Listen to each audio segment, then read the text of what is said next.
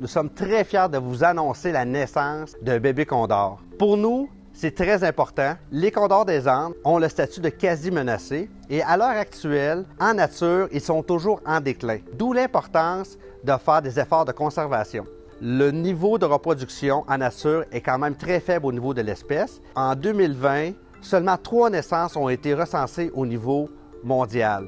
Et parmi ces 3 naissances-là, le zoo de Granby font partie de celles-ci. Donc, on est vraiment très heureux de participer à la contribution pour la sauvegarde de cette espèce qui est le condor des Andes.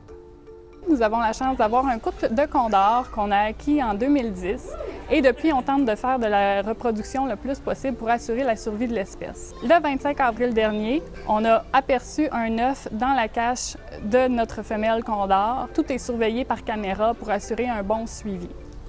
On a attendu une dizaine de jours, en fait, pour s'assurer ensuite d'aller le chercher et évaluer si l'œuf est fertile ou non.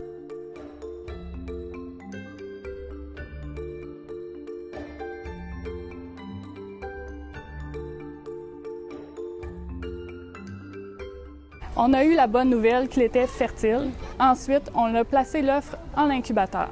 Une fois en incubation, l'œuf a été suivi. Il a été quotidiennement pesé et il a été miré à chaque semaine pour s'assurer, premièrement, qu'il était fertile, mais également pour s'assurer que l'œuf évoluait correctement, le développement de l'oisillon se passait bien. Mirer, ça consiste en fait à placer l'œuf devant une lumière qui nous permet en fait de voir à l'intérieur de l'œuf.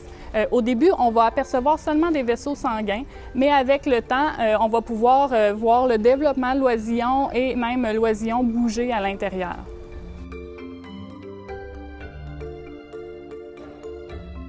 Après 58 jours de soins de l'œuf dans l'incubateur et de vérification, on a enfin eu l'éclosion. Bonne nouvelle, c'est notre première petite femelle. L'oisillon ne retournera pas avec ses parents. Je vous explique pourquoi. Par le passé, le mâle s'en est pris à ses jeunes oisillons après quelques jours. C'est pour ça que c'est les techniciens qui vont s'en occuper d'une façon particulière. Ce qu'on va faire, c'est en fait, on va s'occuper de l'oisillon avec une marionnette qui a l'apparence d'une femelle condor. Donc, cette marionnette va apporter la nourriture, par exemple, et l'oisillon va seulement voir cette marionnette. Il ne doit pas voir l'être humain pour l'instant. Le bébé condor, quand il est né, a commencé par manger des bébés souris hachés, mélangés avec un peu d'eau distillée.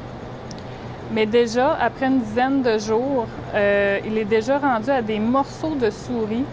Là, j'ajoute un peu de sang, puis je vais ajouter aussi un peu d'eau. C'est l'heure du repas de la petite femelle, donc on va aller de l'autre côté. De l'autre côté, on ne peut pas parler, il ne faut pas que l'oisillon entende la voix humaine.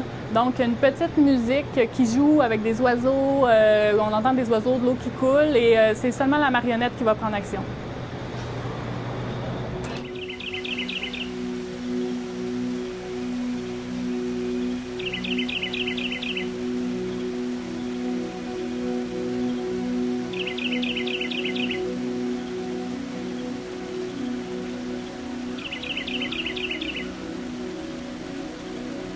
Cette situation est temporaire puisque déjà après un peu plus d'une trentaine de jours, l'oisillon pourra être mis dans un endroit adjacent à ses parents pour pouvoir s'identifier visuellement à son espèce.